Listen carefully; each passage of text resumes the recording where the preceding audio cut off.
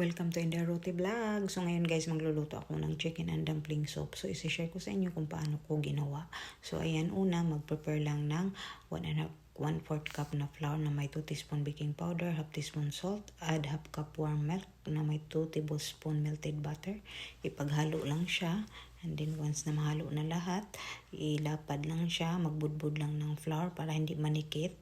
At ayan, gamitan lang ng rolling pin para laparin yung dough. Yan.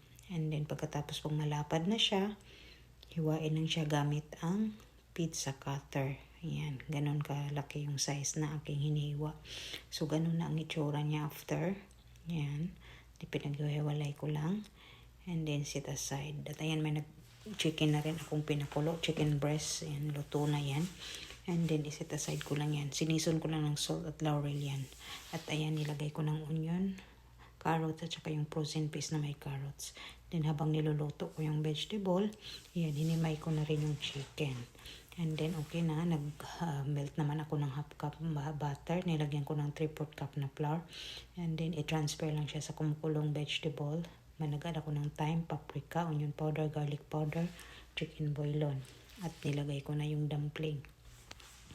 Pagkatapos niyan, ilagay na rin ang evaporated milk, pwede ring heavy cream at yung chicken. Nagada kong salt to taste. Thank you for watching.